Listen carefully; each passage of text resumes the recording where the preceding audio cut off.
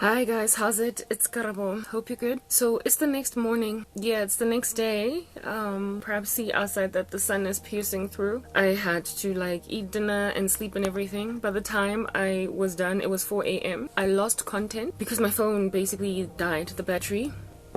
And what I was recording, I was literally at the end of that particular message, and then my battery died, and I had spoken for 40 whole minutes. Yeah, and I felt really crazy irritated and disappointed. But yeah, no, I guess that was God telling me take a break, because you're gonna be tempted to finish this series real quick before pretty much the ceiling of that particular day and not actually get the message across. So I was tempted to rush through it, really. Yeah, so I guess the Lord was like, and so we're here. So I am therefore going to repeat what I spoke in that section that I lost, and I hope to relay it as best as I possibly can with all the details that I gave, right? In the previous part, I had to recap that to see where I lost my bearings or lost my footing, given that I lost content. So if I repeat things, it is only because I could not recap the whole thing. I couldn't listen to all of it because it's just a waste of time. I'm like, I need to get this out of my mind, out of my head, out of my bones, and share the testimony to heal, to help people along. So I can't just be sitting around listening to a 40-minute video to figure out where I ended it. So if I am repetitive, if I'm saying stuff that I've already said, forgive me. It's only because I really am hoping to get the point out and as much info as I possibly can. So yeah, where I last ended off, y'all, was I was telling you that I was at a party, a 25th birthday party of a friend from primary and high school. We had reconnected on Facebook, and I got low-key evangelized by somebody who was theologically off, but nonetheless what she spoke really sat, hung out, swung like it was on a pendulum in my core. Unable was I to shake it off that I went back to work on Monday and just started Googling soul ties and all that jazz to basically find out if this chick was onto something. I wanted to get help. I wanted to get married. I really wanted to get married. I wanted to get married. I had, up until that stage, I guess, wanted to be married pretty much since I was my ex, the very guy that I was with, the whole relationship. I wanted to get married. And when things did not work out, when it became evident that things were not working out between him and I was like, well, okay, whatever. So I guess my future husband is not you. Yeah, I sometimes used to tell him that in the relationship type thing, because things were just falling apart. And I was like, if they're falling apart like this, Rejola, what's going to be of us when we are married? So marriage was my strongest desire out of pretty much everything that I wanted. Marriage was such a strong desire for me that it excelled even ambitions that I might have had in corporate career, basically old school mindset. I've had that even before Jesus. I was a trad wife before I became Christ's wife.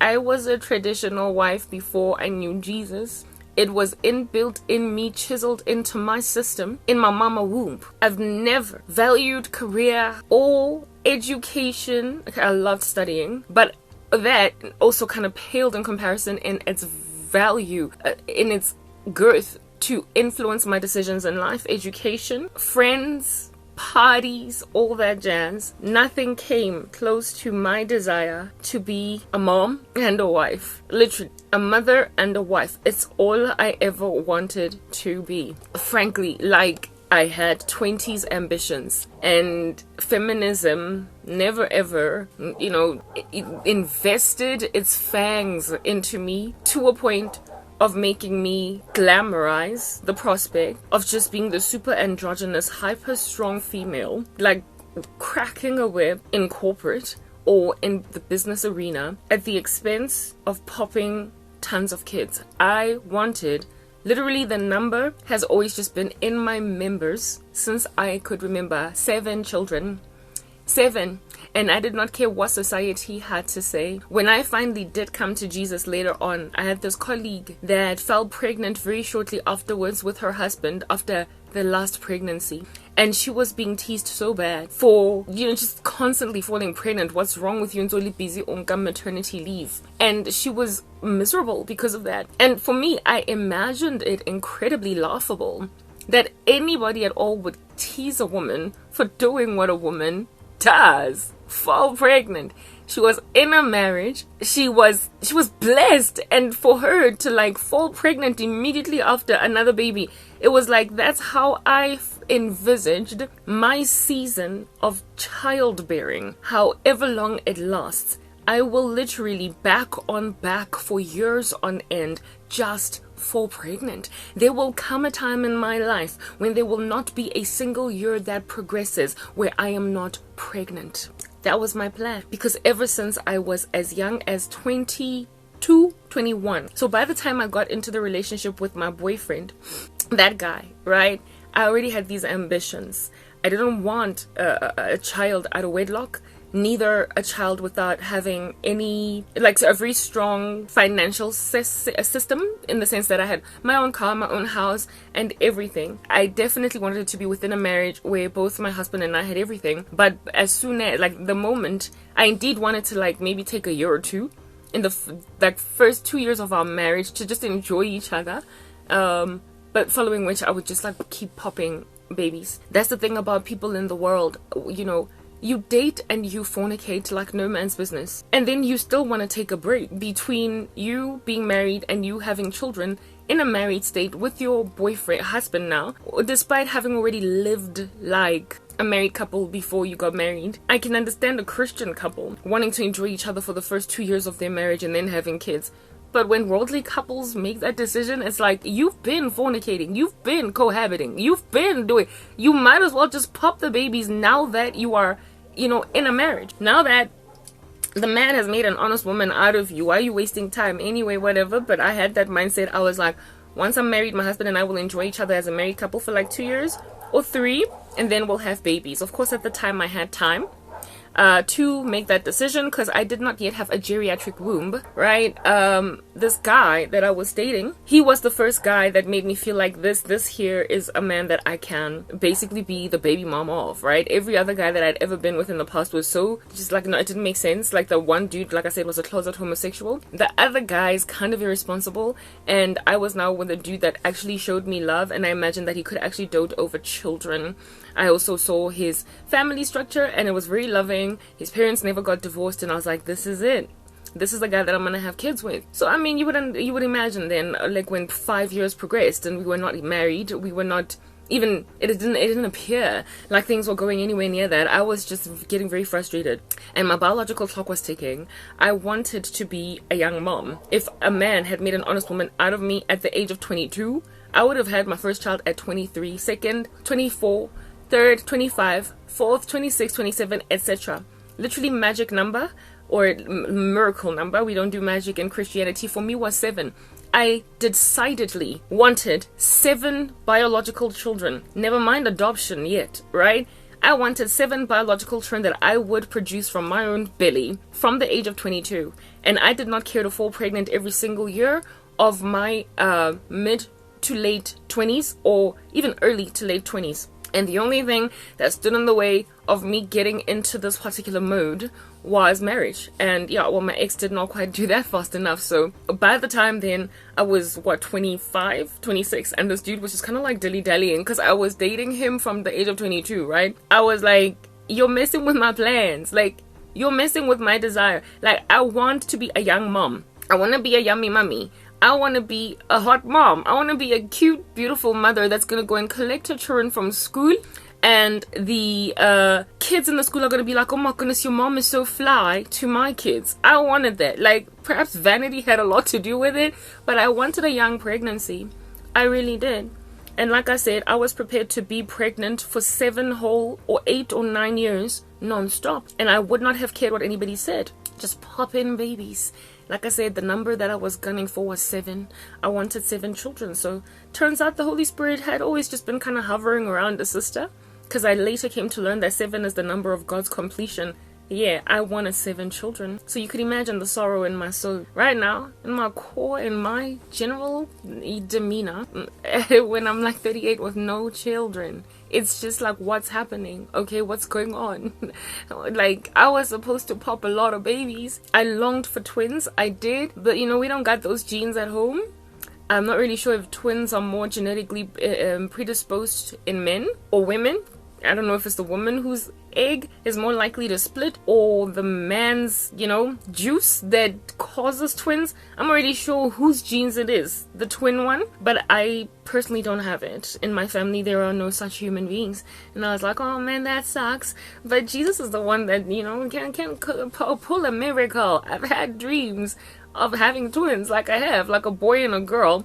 They were not identical. I did not care if they were identical or what are they called when they're not identical, siamese or what. I didn't care as long as they were twins. I wanted multiple babies, right? Yeah, in my stomach. Twins, triplets, quadruplets. If I could like get that done, I'd be like, I feel blessed. Like, what? Amen. I've always had that, right? And here was this rando wasting my time. The thing about my ex as well is, that man he was made to be so confused about his desire for me by his friends, like witchcraft that was just coming from like a bat out of hell from that particular ecosystem, with friends trying to separate us, break us up. Not even women. I will continue to highlight this over and over again. My girls were jealous for a lot of other things in my life, but they did not come against my relationship with that guy. There is not a single woman that God has ever highlighted as having deliberately messed my relationship up with my boyfriend. It was always his friends. They're the ones that sliced it up and diced it up. Badlala nyoko nonsense game. And I was shocked because I expected that men are a lot more mature. You know, we believe as women that men have got a temperance that we frankly do not have. They're not clamorous in the way they think, and they don't have as much jealousy against each other the way that women do. We're the ones out here pulling one another's weaves and wigs off heads and plucking each other's brows off our faces just to basically handle your female friend. But men, we believe as women that they're a lot cooler, calmer, collected, and less cantankerous than us. However, men ransack each other's females. It's their basic. Like, they cannot stomach a good guy among them because apparently it is like the deed of righteousness to cheat like no man's business, or to keep changing up girls, or to not really award with any level of honor or respect a woman in your life. Apparently that makes them strong or whatever, when a guy is actually really great to his wife or girlfriend. It is considered a weakness in the male community, and I really don't understand what's going on there. My ex was encircled by such human individuals as these, and they frankly prospered to convince him that him just being such a doting boyfriend frankly is making him weaker, as if though he was not already weak enough. They made him feel like he's not man enough, when according to the scriptures, that is the manliest thing a man can ever do or ever be. To basically leave his mother and his father, cleave to his wife, and the two become one flesh, and to love her the way that Christ loved the church. To value her, adore her, and pedestal her above everybody else in his life. To him, it is God, wife, children, and then the rest of y'all, whoever you might be. When a man sees things that way, he has arrived according to God. He deserves a crown. He's a king. Yeah, but according to these randos in the world that are hanging out in an upside down mode, it is first, they ignore God because they don't honor him, so they discombobulate that order. And then it's the boys. And then it is the woman, and then the children.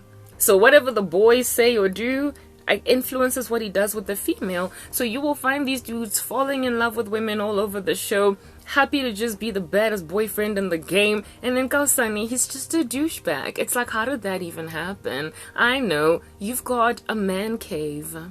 Anyway, whatever. So in this grunting little Neanderthal man cave, my ex was made to disregard the living daylights out of me. What made him super stellar and spectacular in comparison to his boys who were materially stronger than him was the fact that he was such a good guy. He was so loving. He was so adoring. And then he lost even that clout. Like, dude, you ain't got money. Dude, you ain't got your own house or your own car. Dude, you don't have material possessions that apparently allegedly make a man a man. But what you got going down is a chivalry and a violent ability to love a woman in a way that I don't know what in the world is going on in the black community, but black men just don't got down.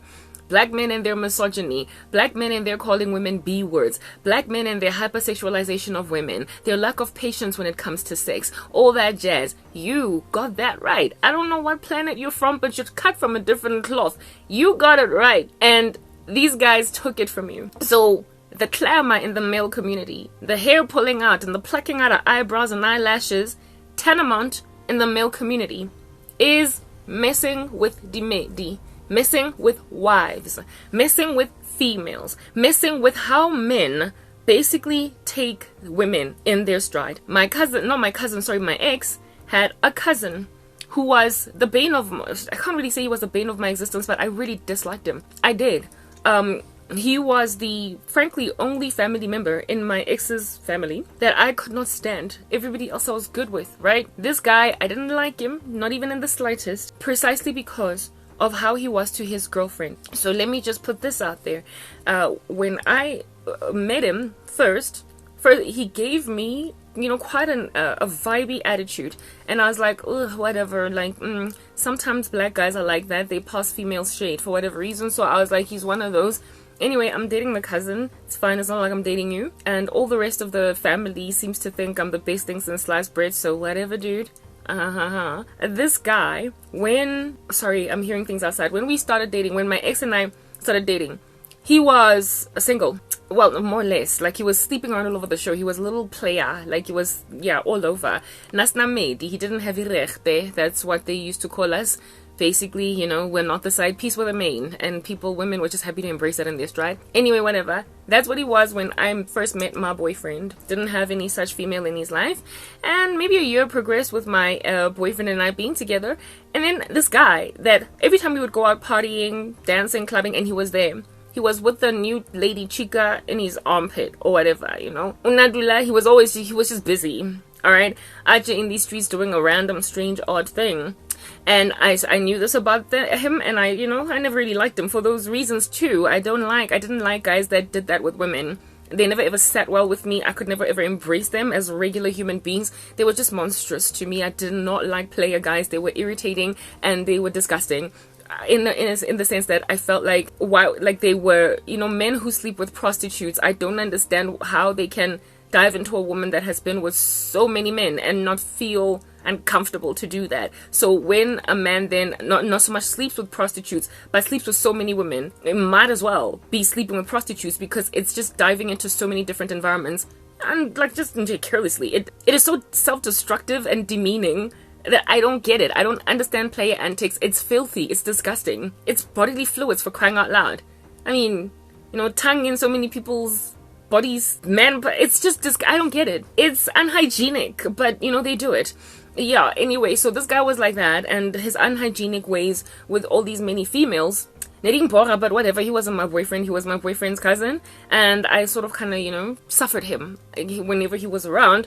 He was misogynistic in the worst way, so he spoke with me lowly, down. He spoke down to me. He knew I was smart, he knew I was studying, he knew I had a very strong job, a career. My boyfriend, I pretty much told him about his girl, and yet he spoke to me like I was a child. And, like something to be brutally rebuffed. So I really did not take to him. I didn't, however, tell my boyfriend that was what I felt about his cousin. And one day, however, my cousin was like, Yazzie, this cousin of his had a best friend. And I told you guys that one of my favorite things about my ex was the fact that he was a storyteller for days. So I would just bask under all of his many stories. And one of the stories he was telling me one day when we were hanging out was like, yo, babe, my cousin, hey, he's got a little bit of a situation. They say the cousin's name was Twatwa. He was like, hey, as my Twatwa, he's got a little bit of a situation all up in his grow. He's busy out in these streets fraternizing, flirting with his best friend's cousin. So, bestie from high school. The best friend, let's just describe him ever so briefly. Let's say the best friend's name was Karazizi, so another Karabo. The best friend was a Karabo. Yeah, Ukarabo was, I don't know how he became tight bosom buddies with this guy, because he was such a good guy. He was so sweet. He had imedi, that he was faithful to. He was making an honest living. Okay, so was his cousin. He wasn't a criminal or whatever, but all other aspects of him were messed up. He was just a nice dude, you know, when you go out, he would, you know, hey, how you, kind of good, yeah, cool guy. And I was like, how do such two different electrically separable men become best friends? I don't understand it. Like, how, when this guy talks about his, like, dalliances, and this dude is hanging out in his very straight and narrow life, how do they reconcile? How do they get to a point where they can actually have thriving conversations since they are best friends and everything? I mean, that's what makes for best friends. You hang out all the time, right? Couldn't get how Ukarabo was so tight with Utswatswa. Anyway, but that was the deal. And he then my boyfriend was like, hey, Batong, Utswatswa is busy cheka, like going to basically pursue cousin Yega Tswatswa. Yaga, right? He kept on checking, like under reps, like basically escaping and stealing himself from Tswatswa. Not Tswatswa, from Karabo. Like he would be like, hey, Karabo, boy, I'll see you. Today I'm not going to be able to see you. I've got other commitments. I've got other things to do. So, boy, I'll see you tomorrow. And then under reps, Utswatswa would go ayocheka, like to go and basically shella, like Karabo's cousin. And Karabo found out, you know, this is my ex telling me, Karabo found out that Utswatswa is busy trying to holla at his cousin. And manje, cousin, yeah, got Tswatswa. And now Tswatswa's cousin is such a sweet girl. She's like a virgin and everything. She's all like sweet. Like this girl is innocent. She's a gentle soul. And this Tswatswa is ridiculous with women. He's a player. And Karabo found out that his boy is pursuing his cousin Hard Knock. How he met the cousin. He was invited, of course, to one of Tswatswa. He was invited to one of Karabo's family functions and met the cousin of Tswatswa there. And was like, oh, she pretty, she cute. She pretty, she cute. And then Tswatswa, not Tswatswa, sorry, but Karabo was like, dude, nah, please, I know you. I know you and all of your women and whatnot. You're not doing this to my cousin. She's a good girl. She's one of those, like, stay home. She doesn't party much. She don't even drink. Like, please, like, don't mess. Don't be tripping with my cousin. Like, there are so many other women out here in these streets. Go there. Ontoli busy already, so please. The sad and uncomfortable thing, Tswatswa, is that kind of dude. And the kind of dude that I'm busy currently actually really talking about, that is the bane of the existence of the Church of the Lord Jesus Christ ladies. These really absolutely unacceptable men, are beside themselves with adoration. They cannot stop. Okay? With women that are pure, just basic gold, like virgins, hebatung, gangster, disgusting player type men. How they love virgins, how they love sweetie pies, how they love innocence. It's like they want to rock up and damage that which is beautiful, because they're so used to destroying. When they see something beautiful, they imagine they need to be the bomb in the ecosystem to lay flat that particular city. Bad men love sweet girls. They love to marry the baddest females in the game. That's why gangsters are obsessed with church girls. Yeah, okay, so we've put that out there. Alrighty. And Tswatswa, for him it became a fetish. It became a hunting pursuit. It became something that was his life mission now. When he happened upon this woman, found all of her glory in her sweetness and her purity and her innocence, and with all of his filth, he could not let her go precisely because she was so sweet. She was not just a pretty girl like all the other women that he was all up in this girl, but she was also, like, she wasn't godly, she wasn't yet saved in Christ, okay? But she was pure. She was innocent. She was a virgin. A virgin. She'd never had sex. She was like in her 20s. She could have been like 23, 24, more or less my age at that stage. And Tswatswa was like, precisely because I get to break the virginity. Precisely because I get to bank her. I'm going to, under reps, pursue this woman unto oblivion. He made it his life mission to get her. His boy told him, please don't. God was like, leave her alone. And he was like, sure, boy, whatever. Fine, I'll respect what you gotta say. But he kept on, you know, driving around like a little gangster, criminal, or stalker outside your house. And, you know, basically putting himself in the pathway of this chick. And he got to this chick, you know, opened her heart to him. And he kept on checkering her. He kept on pursuing her. He kept on calling her. He kept on basically, you know, maneuvering softening her up, massaging his way, grabby paws into this ecosystem. And it became like a secret between them. They were busy out in these streets talking and chatting. That's what's good, right? And Karabo found out. Somehow he, caught wind of what was going on. And they then had a little bit of an altercation as friends. And Karabo was like, dude, I told you, my cousin is off limits. You know Kutunjani, you know how you are. Just have respect for Indaba Yoguti. She's innocent. She doesn't deserve what the heck you are. She really does not deserve that. She doesn't. And that falling out is then when my boyfriend came to tell me the story on Samir Tswatswa is fighting with his boy, and this is what's going on.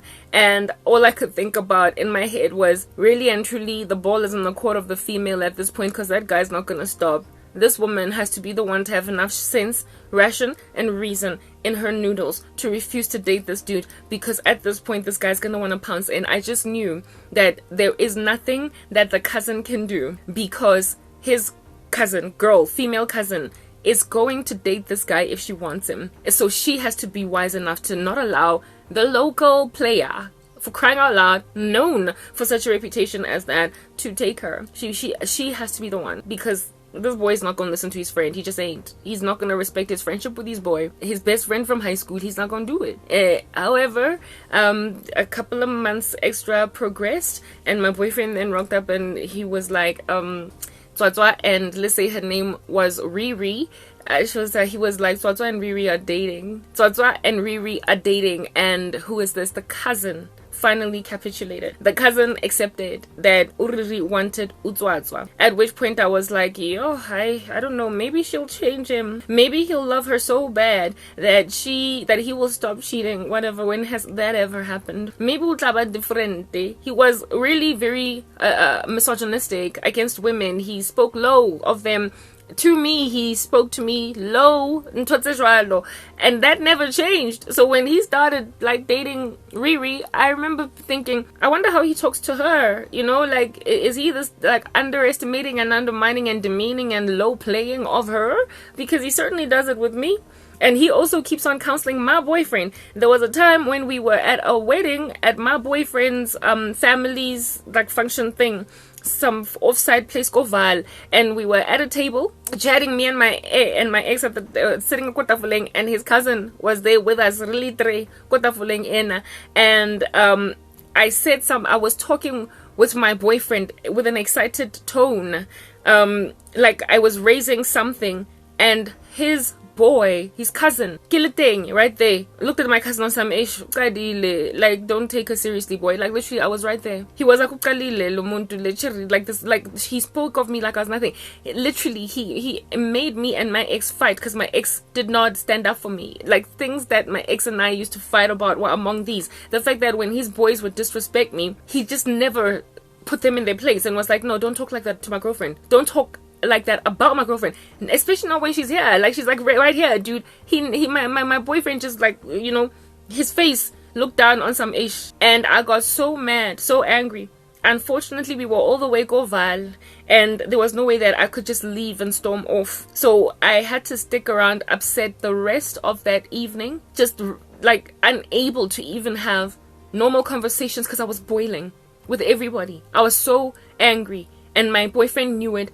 And it was clear that we were going to fight when we got into our own personal space together. And he allowed himself to basically go to war with his girlfriend because his cousin was that rude. I just so disliked this cousin. It was not even funny. He was so rude. And this cousin, because of how strong I was in my career, in my life and everything, that was the reason why he down-talked me, like, in my face. And of course, if you down-talk a woman like that in her face, when then he's chatting with his boy, his cousin, of course, then the way that he communicated to his cousin about me was also downplay. Like, this dude was just disrespectful flat out.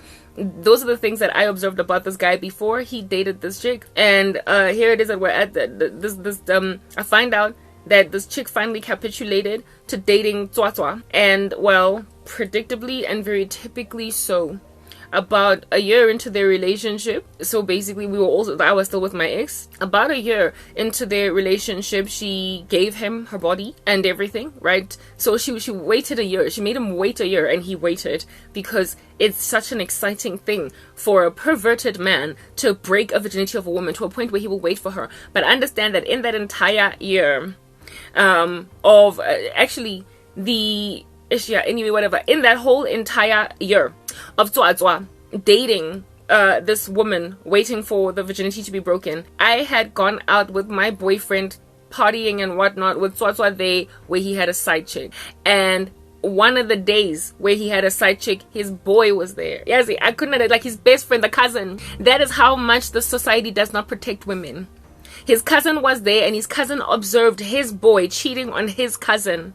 And they had a falling out or an altercation over it. They reunited as friends, and the cousin chose to protect water instead of blood. He accepted that his player cousin was now playing, his player best friend was now playing his own cousin. And he was just, a jiver, drinking like the rest of us, completely ignoring the fact that your boy is here with a side piece while his girlfriend, who is your cousin, the virgin, is at home. He just left it. He stopped probing at it. That's why, women, I'm trying to be here for you. I am trying to be here for you, because at this point, in the absence of y'all coming together to support and stand with each other, these men will never change. The Bible makes it clear that men are won over by a peaceable and a quiet spirit. They are won over by piety of women, by the godliness of women. They walk away from darkness when women are holy. Yours is to concert in goodness that they might not be able to touch you. And because they need you, like they need water in their bodies, they will, just to acquire you, godly themselves up. They will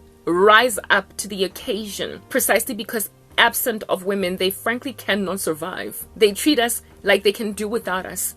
So when then they don't have us, that's when they will do whatever it takes to get us back. But because there is this war, this clamor, this cantankerous, just random, like, cockpit fighting issue in the female community, men are always able to just ransack us, divide and conquer. It's that basic. And they will also rather choose to stand with each other than actually protect women. Even initially, if they might start out protecting women, they eventually give up. They stop trying to protect women because they choose friendship and man cavehood, brotherhood over sisters. Literally, that whole saying of theirs, bros before whores. The fact that they even call us whores is problematic, but that whole bros before hoes mindset is proper the way that they function. So since they function that way, the best way out of it is to deny themselves you, especially considering they somehow successfully prosper to call a virgin a hoe, in blanketly, like tagging them like they're animals with like clippers on their ears, with the same label, purely because they've got female parts, purely because they've got a number of chromosomes. So it's just simply because they're women. They just get easily called the B word, the W or the H word, whatever you want to use, the urban version, the slang, or the real English word. Yeah. So this thing of this division between bad girls and good girls, where bad girls basically cause good girls to finish last, and they pride themselves in being Jezebels, and because they tongue strip honey, they can just get any guy in the room. And priding yourself in stealing a boyfriend, priding yourself in being the one that the guy chooses instead of the other lady, and the envy that causes you to scratch at each other to a point of lacking support for one another. It makes out of women such victims. It wastes so many women's lives. It takes away the futures of so many women, because other women will stand for them, and men will not stand for women for a decent enough amount of time for these ladies to be successfully protected. They eventually capitulate, just like Tswatswa's boy, Karabo, eventually just accepted that his boy, wanted his cousin. He got her. He cheated on her with Karabo being right there, and he was like, I tried. He gave up and threw his cousin to an animal. That ought to have been a deal breaker in their relationship, because this is blood, dude, and blood is thicker than water, but he chose his boy. Bros before hoes. Yeah, that's how they roll, okay? Yeah, and you're out here scratching the eyeballs out of a woman, as a woman, when you don't have protection, even from the men in your family, from your dads, from your uncles. That's what also happened to me. They left me to suffer like this, and now today I'm so abused by bad men, with no support from women, and no protection from blood men. Men that are supposed to love me, because they are my fathers. They are my uncles. They are my brothers. They are my male friends. my male colleagues, they would not protect me because girl, kunzima, just give in, let go. Yo. So janong na ke na le monna he o ntshwere o ntshreleditseng modimo ke modimo o. Leina la gagwe ke Jesu. I got Christ. I'm complete in him. He will never ever say men before women. He's given them authority over us to lead. But the moment they drop the ball, the Lord has given us permission to ignore the living daylights out of them insofar as we're under him. That's what I'm trying to explain here. This Tswatswa guy, lo and behold, he finally broke the virginity of the chickie. They say Chiki's name was Riri. Like I said, he finally broke Riri's virginity. And after getting Riri's body, not only did he cheat on her in the run-up to breaking her virginity, but once he did that, he got so arrogant, his head blew up so big that, and I quote, this is what he said, my ex telling me one time, he was like, I was hanging out with Tswatswa, and he said, he said to me that he feels like Riri loves him too much. He was like, he feels like Riri loves him too much, and, yamochesa. Like he feels as if though she needs to calm down because she loves him too much. My boyfriend told me that Tswatswa confided in him and told him that he feels like imtanda too much. That his girlfriend loves him too much. The virgin he pursued until he took her virginity. He is now telling his cousin that he feels like she loves him too much, and it's basically giving him claustrophobia. Yeah. When my boyfriend told me that, I was like, this was so inevitable. It was so predictable. I so disliked this cousin. Yes, I couldn't stand him. It was just inevitable. Yet this woman fell right into it. This man, who obviously would gain a great amount of affection from a woman whose virginity he took, he then went on right ahead and spoke in these streets to other men how it is that his girlfriend is just too much with the way that she loves him. Yeah, she got to become his rechte. Since he was, loose cannon all over the show, sleeping around with a whole bunch of women, finally he got a main chick.